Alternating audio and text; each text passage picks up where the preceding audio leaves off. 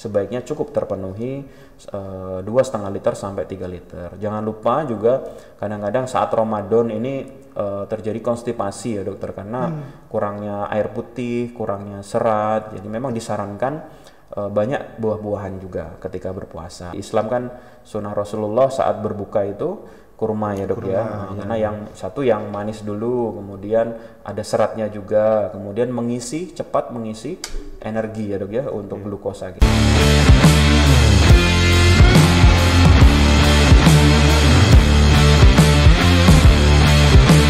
Edumi, educate, healthy and happy.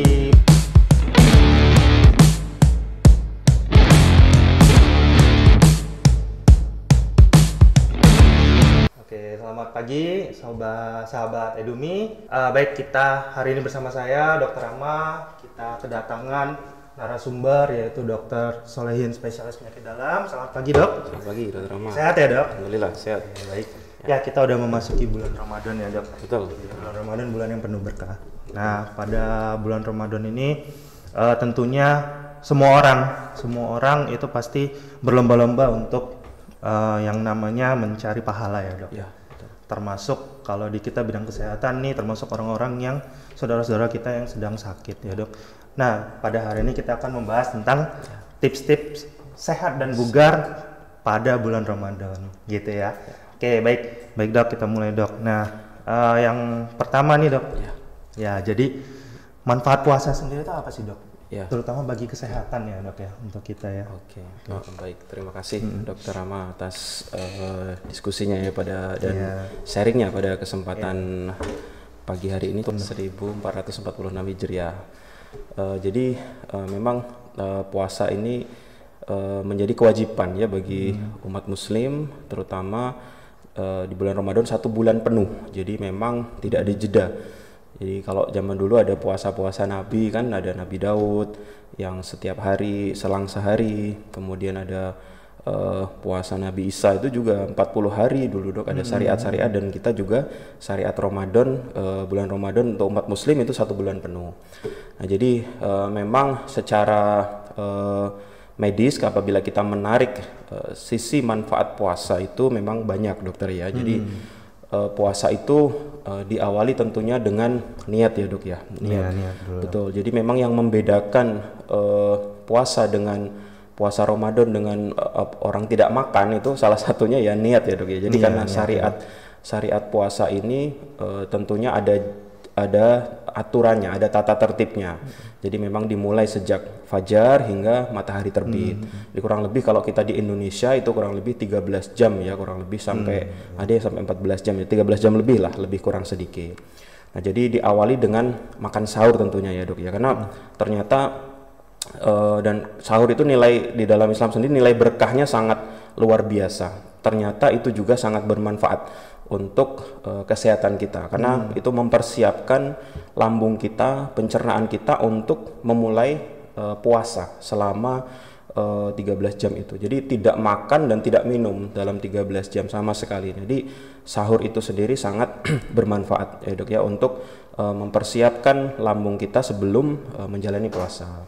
Kemudian yang berikutnya juga puasa ini salah satunya kalau dalam dunia medis dia akan karena glukosa di dalam darah itu tidak ada ketika kita puasa, maka yang akan digunakan sebagai energi salah satunya adalah keton ya dok ya. Jadi keton. Jadi benda-benda yang lemak ya, benda-benda keton itu pemecahan dari lemak.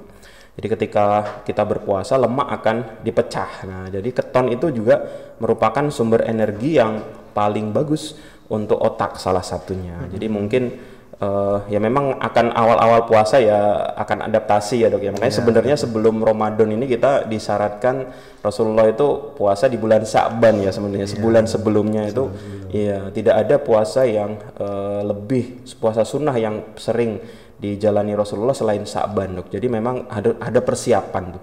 Cuman kadang karena kita yang mungkin ke pekerjaan dan lain sebagainya tidak bisa jarang puasa sunnah ya, memang kadang butuh penyesuaian di awal. Nah jadi tadi ketika awal-awal mungkin akan merasa lemas, tapi memang berikutnya kita akan lebih fresh ya dok ya, karena benda keton sebagai energi kita itu juga menutrisi otak. Kemudian tentunya terjadi autofagi, Dok. Autofagi itu ketika sel-sel yang ketika puasa itu maka akan terjadi pemusnahan sel-sel dalam tubuh kita yang rusak, Dokter. Jadi sel-sel rusak itu akan dihancurkan dengan adanya puasa kita setiap hari itu. Kemudian yang berikutnya dari manfaat puasa juga akan lemak metabolik, Dok ya. Jadi lemak metabolik itu terutama yang ada di dalam perut terutama ya, Dok ya. Jadi ya tidak semua orang yang badannya besar tuh massa lemaknya tinggi ya. Kadang-kadang massa ototnya, massa tulangnya atau massa airnya tinggi. Jadi lemak metabolik itu kebanyakan ada di perut memang ya. Kemudian terlalu berlebihan perutnya ya seperti saya ini agak berlebihan dikit nih, agak offset dikit. Jadi lemak itu manfaatnya akan ketika puasa akan dihancurkan, akan menjadi sumber energi. Jadi memang lebih fokusnya ke sana. Kemudian selain itu juga ke lambung ya, Dok ya, untuk yang latihan berpuasa itu orang yang mempunyai masalah mah tadi dengan niat yang baik, kemudian sahur yang baik, kemudian tata caranya dan buka tepat waktu itu juga akan semakin melatih lambung kita dan pencernaan kita. Jadi secara medis banyak sekali manfaat yang bisa kita dapatkan. Selain itu, Dokter, pada penderita diabetes dan hipertensi tentunya secara otomatis, Dokter, untuk diabetes akan semakin mengontrol ya, Dok, membantu lah ya, tidak mengobati. Puasa itu tidak mengobati diabetes, tapi membantu untuk mengontrol kadar gula dan keseimbangan gula di dalam darah kita, termasuk berat badan ketika akan turun, maka tekanan darah juga akan menjadi lebih stabil. Jadi itu secara manfaat medis lah, Dok ya, dari puasa itu. Jadi banyak banget ya, Dok, malah justru bermanfaat sekali ya, Dok, sebenarnya puasa ini ya, Dok. Betul sekali, Dokter. Tadi dokter bilang bahwa ini sebenarnya melatih untuk pasien-pasien yang sakit mah. Nah, ini Dok nih. Ini yang paling banyak pertanyaan nih kalau di masyarakat nih. Sakit mah ini gimana nih kalau puasa? Sedangkan kan kalau kita biasanya pasien-pasien mah ini dikasih tahu bahwa dia tuh harus makan tepat waktu, nggak boleh telat makan. Nah, sedangkan puasa kan kita hanya 2 kali ya, Dok ya, sahur dan berbuka. Nah, kira-kira itu gimana tuh, Dok? Ya untuk penderita-penderita mah. Nah, puasa ini gimana? Betul sekali, bagus sekali, Dokter Rama pertanyaannya. Jadi memang kondisi penyakit yang terkait dengan Ramadan ini ada penyesuaian, yaitu pada kondisi sakit mah, kemudian orang-orang dengan diabetes terutama, dan tekanan darah tinggi. 3 penyakit itu yang agak erat kaitannya ya dengan kondisi Ramadan ini. Jadi memang yang membedakan puasa Ramadan ini salah satunya adalah niat tadi, Dokter. Jadi saya selalu bilang ke pasien saya, Ibu atau Bapak, kalau kita puasa Ramadan, kita niatnya bagus, sahurnya bagus, dan akan berbeda dengan orang yang tidak niat dan tidak makan. Niatnya nggak puasa, tapi tidak makan saja, itu tentunya akan berbeda, Dokter. Pasti dia kena emah tuh, kalau dia nggak makan atau yang intermittent fasting atau apa yang tidak persiapan, biasanya kena lambungnya ya, Dok ya. Kenapa? Karena ketika perut kosong, asam lambung kan tetap akan mencerna ya, Dok ya, akan dikeluarkan oleh lambung kita, HCl gitu akan keluar terus. Nah, ketika dia keluar tapi tidak ada makanan yang dicerna, maka akan mengikis lapisan mukosa lambung tadi. Nah, jadi makanya akan ada terjadi gastritis, Dokter, biasanya. Itu memang pada tingkat lambung tingkat awal ya, stadium awal gastritis. Tapi memang yang agak parah, Dokter, seperti gastritis erosif yang sudah riwayat pendarahan atau ulkus gaster atau ulkus duodenum ya, itu akan lebih hati-hati lagi. Memang yang disarankan selain tadi niat sahur juga minum obat tentunya, Dokter. Jadi minum obat waktu sahur, minum obat untuk mukoprotektan untuk melapisi lambung seperti sukralfat dan sejenisnya atau antasida. Kemudian minum juga PPI seperti omeprazol, lansoprazol, pepzol, pantoprazol dan sejenisnya itu disarankan. Jadi dijaga kalau itu pada kondisi emah yang sudah cukup kronis dan tingkatnya luka atau ada erosi di lambungnya, memang harus minum obat saat sahur. Demikian juga saat berbuka puasa, Dokter. Jadi ketika berbuka juga sebaiknya langsung minum obat untuk obat lambungnya tadi. Jadi terproteksi lah lambung itu ketika kita puasa. Tapi kalau yang stadium awal yang emah-emah awal, kemudian gangguan asam lambung, justru itu akan semakin membantu dokter untuk kesembuhan lambung pasien-pasien tadi. Itu yang terkait emah ya dok. Jadi memang harus tergantung stadiumnya. Karena alhamdulillah di Rumah Sakit Ahmad Yani kita ada alat endoskopi dokter Ronald. Beliau ahli untuk endoskopi, kolonoskopi. Jadi kita bisa melihat stadium emah itu kita sampai mana gitu. Apakah hanya emah ringan, peradangan, atau ada ulkus, atau pada tingkat yang paling parah atau erosi pendarahan juga bisa. Nah itu nanti kita tentukan, rekomendasikan sejauh mana ibu harus berpuasa, bagaimana ibu harus mengontrol dietnya, obatnya, dan seterusnya. Demikian juga dengan diabetes dokter, sama. Jadi diabetes pun juga ada beberapa rekomendasi bagi yang sudah stabil gulanya, misal sudah terkontrol dengan obat tertentu, obat diabetes ataupun dengan insulin, maka boleh disarankan untuk berpuasa seperti biasa. Justru kadang-kadang orang yang diabetes tuh rajin dokter berpuasa Senin Kamis kadang-kadang mereka. Jadi dengan Ramadan tidak kaget, jadi mereka itu kadang-kadang malah justru rajin itu daripada dokternya ya. Jadi alhamdulillah mereka juga sudah tahu polanya. Jadi setelah di saat Ramadan gimana dok polanya, sudah biasa Senin Kamis, ya sudah dilanjutkan.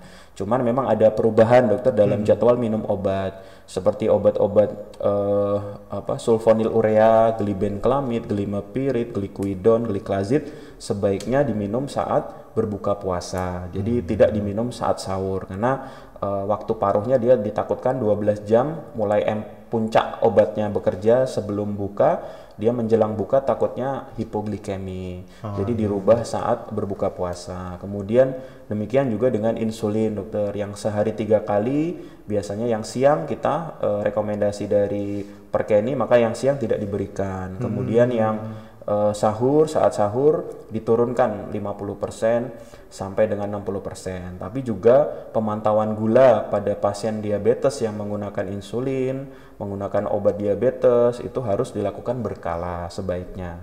Dulu rekomendasinya memang sebelum makan, setelah makan, dan saat malam dok cek gula. Nah sekarang ini rekomendasinya 8 kali pemeriksaan gula. Banyak dok sehari. Banyak sekali dicoblosin itu ya, tapi kadang kita aplikatifnya kan agak susah di masyarakat. Karena kalau di luar negeri mungkin pemantauannya yang terbaru kan ada pemantauan gula langsung 24 jam, pemantauan bahkan yang dulu sempat ada lewat air mata glukosanya. Dan kalau di Indonesia kita masih tradisional ya, masih stick lewat gula stick itu. Jadi ya tetap disarankan terutama pada kondisi misal dia lemas, kemudian menggeliang, orang diabetes tadi dokter, kalau dia saat berpuasa merasakan itu maka sebaiknya dipantau gulanya. Kalau ada di bawah 70, ada keluhan keringat dingin, berpusing, berputar, dan sebaiknya dia dan gulanya rendah di bawah 70, maka tetap sebaiknya dia membatalkan karena takut terjadi hipoglikemi hingga tidak sadar. Nah, untuk hipertensi yang berikutnya yang erat dengan diabetes, dengan Ramadan, maka hipertensi juga erat ya dengan diabetes juga, makanya dok ya. Dan dengan Ramadan juga sebenarnya tidak ada perubahan dokter. Untuk obat yang diminum yang biasa pagi dirubah jadi sahur, kemudian obat yang sore ya tetap saat maghrib berbuka atau saat setelah taraweh biasanya. Itu 3 penyakit yang cukup erat dengan Ramadan. Paling ya. ini ya dok ya, paling banyak ya dok. Betul. Paling banyak pertanyaan lah ya di bulan Ramadan. Oke. Jadi intinya tetap boleh untuk berpuasa, tapi dalam kita pemantauannya juga harus waspada juga ya dok. Kalau misalnya udah muncul-muncul gejala-gejala makin lemas atau ini ya. Soalnya memang tadi 8 kali cek ya dok ya. Itu kan kalau di kita kan kayaknya sulit ya, apalagi nggak semua yang punya alat itu terkadang terkadang kan mereka baru cek ketika ke vaskes 1 ya, ke puskesmas atau gimana. Ya mungkin kalau ada yang seperti itu, begitu ngerasa nggak enak langsung cek aja ya dok, langsung periksa aja ya. Disarankan orang-orang diabetes dokter yang pakai insulin memang mempunyai alat pemeriksaan glukosa mandiri sebutannya dokter di rumah. Jadi bisa periksaan sendiri. Apalagi bulan puasa ini ya. Betul ya. Oke. Terus kan salah satu pilar pengobatannya olahraga ya, dok, aktivitas fisik. Nah kalau di bulan puasa sendiri nih pada penderita diabetes atau penderita hipertensi ini dianjurkannya sebaiknya kayak mana itu dok? Iya. Seperti apa? Betul, bagus sekali dokter terkait olahraga. Jadi memang penyakit diabetes dan darah tinggi ini merupakan bagian dari penyakit metabolik ya dok ya. Jadi memang metabolisme itu atau gampangnya mesin tubuh kita yang terganggu mesin tubuh kita. Jadi diabetes itu erat kaitannya dengan insulin tentunya ya dok ya, pankreas dan insulinnya terganggu, produksi insulin terganggu atau fungsi insulin terganggu atau kedua-duanya. Jadi definisi diabetes kan seperti itu dok, kondisi hiperglikemia kronis, yaitu gula darah yang kronis menahun tinggi terus. Penyebabnya adalah insulin yang rendah, insulin yang tidak berfungsi, atau keduanya. Jadi sangat erat dengan itu. Sedangkan hipertensi sendiri definisinya adalah tingginya tekanan darah ya dok ya, lebih dari 130/80 dan seterusnya, derajat 1, 2 hingga derajat 3. Nah, kondisi penyakit metabolik ini dua kondisi tadi, 4 pilar betul dokter. Yang pertama pilarnya adalah olahraga, salah satunya ya, kita boleh sebut yang pertama lah dok ya, atau aktivitas fisik. Yang kedua adalah pola makan atau diet, jaga pola makan. Yang ketiga baru obat dokter ya. Jadi sebenarnya obat ini nomor 3, karena kalau nomor 1, nomor 2 bisa kita jaga. Dan yang keempat adalah edukasi. Edukasi ini salah satunya kita lakukan seperti Edumi ini dokter. Kemudian juga media-media YouTube, media Instagram, apapun itu yang mengajarkan ke kita tentang penyakit itu. Tapi harus dari sumber yang jelas ya dok ya. Hati-hati, jadi jangan sumber yang nggak jelas. Nah itu 4 pilarnya. Nah olahraga ini adalah salah satu pilar pengendalian diabetes. Tentunya untuk orang-orang yang tidak memiliki disabilitas, keterbatasan. Contohnya karena banyak sekali diabetes sekarang diderita usia lanjut dokter yang mengalami misal OA genu, osteoartritis genu, atau low back pain, skoliosis, atau orang dengan stroke, ya otomatis kondisi seperti itu pilar nomor 2 dan 3-nya yang dioptimalkan dokter. Jadi yang dietnya dan obatnya yang dioptimalkan. Nomor 1 tidak bisa. Pilar olahraga tentunya sangat menjadi kebutuhan dan kewajiban bagi orang yang menderita penyakit metabolik yang masih aktif. Bagaimana polanya untuk olahraga? Tentunya saran dari Perkeni untuk olahraga kebutuhannya adalah kurang lebih ya 15 sampai 45 menit dokter dalam sehari. Seminggu itu 4 sampai 5 kali. Itu untuk kebutuhannya. Waktunya bagaimana ya, kita menyesuaikan. Jika memang saat bulan Ramadan kadang-kadang memang terbatas ya kita dokter untuk saat pagi hari, siang hari atau sore tentunya kondisinya lemas ya dok. Makanya mau olahraga agak susah ya dok ya. Susah itu. Betul, tapi kan biasanya dokter kalau orang yang sudah biasa olahraga, kemarin saya mau main futsal gitu dengan salah satu nakes di Ahmad Yani. Beliau kondisi puasa gitu, main futsalnya pagi loh padahal dia puasa gitu. Wah luar biasa karena udah terbiasa. Ini kalau fisik sudah terbiasa maka akan nyaman sebenarnya dokter. Nah memang yang disarankan satu memang sore hari boleh dokter, menjelang berbuka puasa itu boleh. Kalau ya yang sudah terbiasa olahraga tetap dilanjutkan. Jadi olahraga ringan lah ya dokter ya sambil nunggu ini ya ngabuburit, nunggu berbuka puasa ya betul. Sekalian kalau yang punya target menurunkan berat badan itu ya lumayan kan untuk sebelum pas lagi lemak kita sudah terbakar ditambah dengan olahraga akan semakin cepat menurunkan berat badan. Tapi tetap dengan catatan kewaspadaan.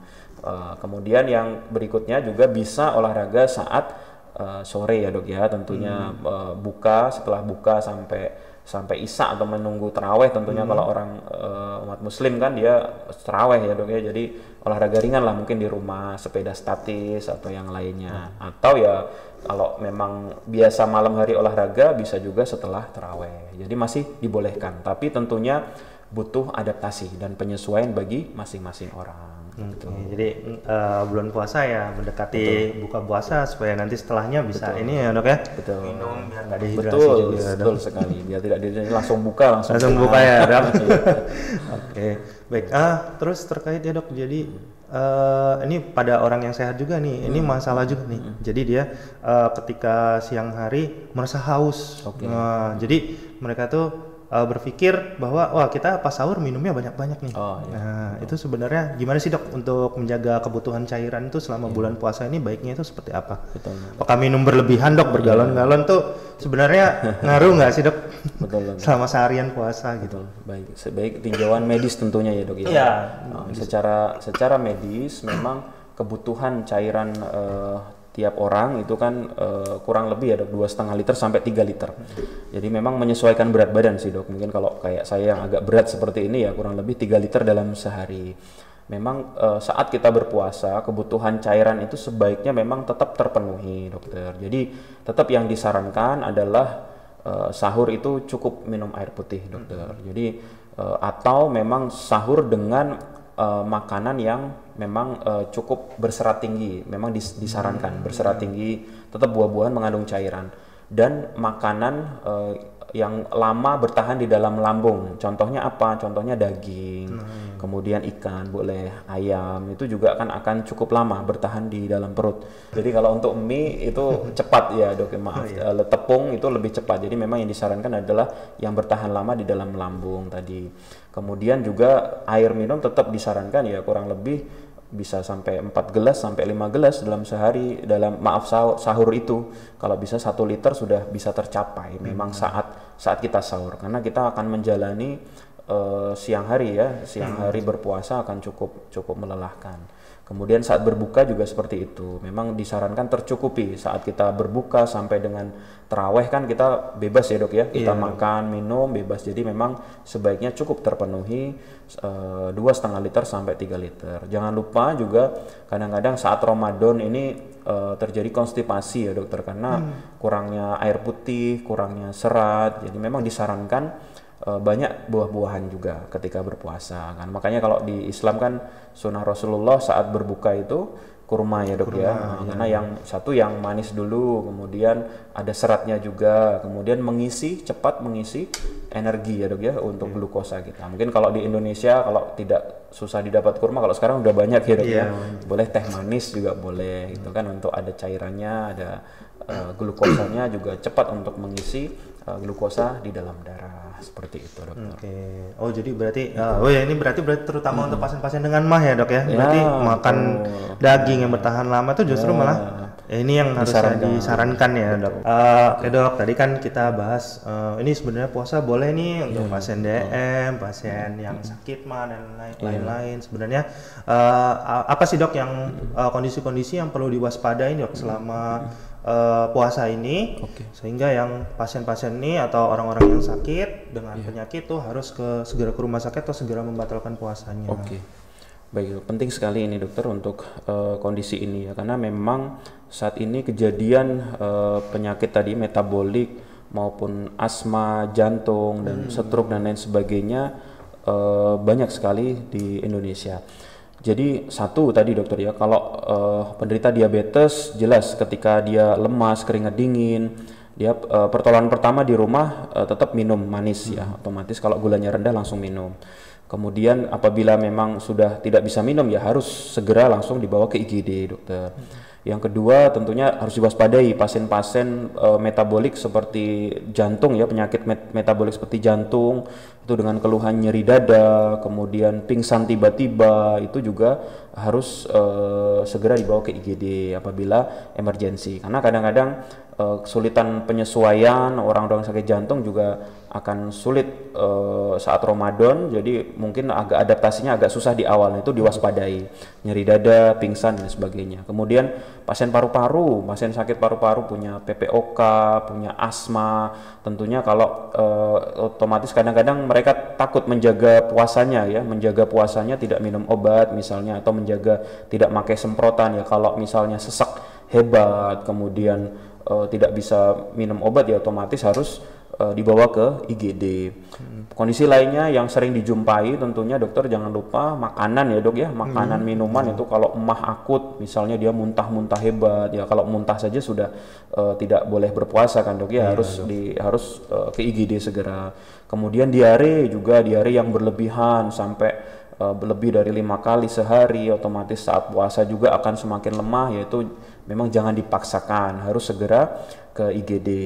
Demikian juga pasien-pasien dengan stroke dokter, jadi stroke yang sudah stroke atau yang belum stroke. Jadi kan stroke itu mengenai saraf otak, jadi ada kelumpuhan, ada tiba-tiba kok lumpuh layu kaki tangannya sebelah, kemudian tiba-tiba bicaranya pelo atau mulutnya merot, kemudian gangguan penglihatan, kemudian tiba-tiba lumpuh dan seterusnya. Itu juga kewaspadaan tentunya untuk pasien stroke harus segera ke IGD. Jadi atau demam tinggi juga, misalnya terjadi demam tinggi, batuk yang hebat atau demam tiba-tiba tidak bisa makan minum, ya memang tidak boleh dipaksakan. Jadi harus ada tata caranya dan belajar juga dokter ya. Jadi puasa pun ada tata caranya dan ada ilmunya. Maka ketika kita sakit juga tidak boleh memaksakan diri untuk berpuasa sehingga memperberat kondisi kesehatan, bahkan membahayakan nyawa. Maka harus ada ilmunya juga. Plus juga tadi waspadaan terhadap kondisi-kondisi emergensi dalam kehidupan sehari-hari gitu. Ya, jadi tetap jangan dipaksakan ya. Betul, intinya ya dok. Ya. Itu ya. Dari dokter sendiri, pengalaman dokter nih dok. Iya dokter. Dari dokter pengalaman sendiri lah yang apa namanya, intinya dia pengen puasa gitu kan, tapi sebenarnya ini nggak boleh nih puasa. Itu ada nggak dok penyakit yang nggak boleh puasa dok? Ya memang banyak sebenarnya dok ya, kondisi-kondisi yang tentunya kan dalam Islam sendiri usia lanjut itu boleh ya dok ya tidak berpuasa dengan membayar fidyah. Kemudian apalagi dengan orang-orang yang punya sakit kronis, kemudian orang yang menyusui, kemudian itu juga kan boleh tidak berpuasa dokter ya. Jadi kalau penyakit yang sudah kronis seperti diabetes yang tidak terkontrol, kakinya ulcus decubitus, kakinya ada luka yang hebat, kemudian ada tumor, kanker, ada sakit asma, sesak napas jantung yang berat, tentunya kita juga tidak menyarankan puasa, tapi tetap dikembalikan karena memang puasa ini erat kaitannya dengan keimanan ya, kepercayaan seseorang. Dan kalau orang terbiasa berlatih, memang akan biasa dokter, sakit apapun dia akan biasa menjalani Ramadan. Tapi kalau yang tidak terbiasa, maka jangan memaksakan diri. Konsultasi dulu dengan dokter, apakah saya boleh berpuasa. Jadi akan di screening dokter kondisinya. Nah kalau pengalaman saya memang selama Ramadan tetap peringkat pertama itu nominasinya masalah di saluran cerna ya dok ya. Saluran cerna. Jadi sering terjadi muntah atau emah akut yang kambuh, atau batuk empedu, atau diare, biasanya diare akut itu bisa terjadi.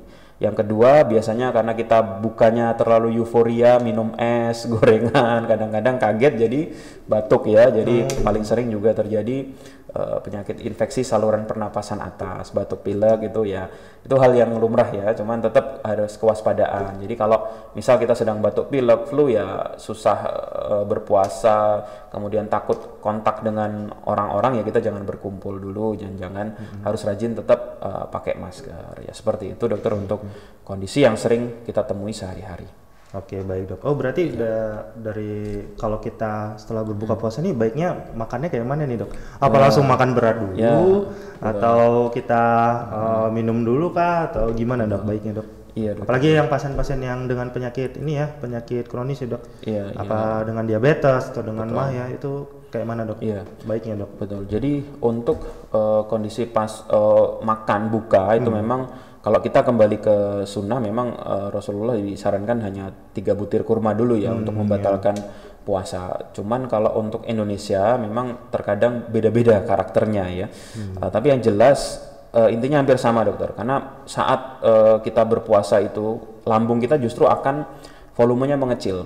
Jadi volume normal lambung itu kurang lebih 750 sampai mengembang sampai 1500 ml dokter. Jadi satu botol aqua itu. Ketika kita berpuasa lambung itu akan betul-betul mengecil. Jadi ketika kita makan membatalkan buka itu tidak akan langsung bisa ngembang. Nah, jadi akan cepat terasa penuh ya dok ya. Jadi kalau terlalu kita paksakan terlalu banyak justru kan akan begah ya, langsung begah, langsung penuh rasanya sampai langsung mau muntah kadang-kadang. Nah, itu pentingnya memang untuk pelan-pelan dulu mengembangkan lambung dulu. Jadi sangat setuju. Jadi tetap apapun kondisi penyakitnya jangan langsung makan besar sih dokter ya.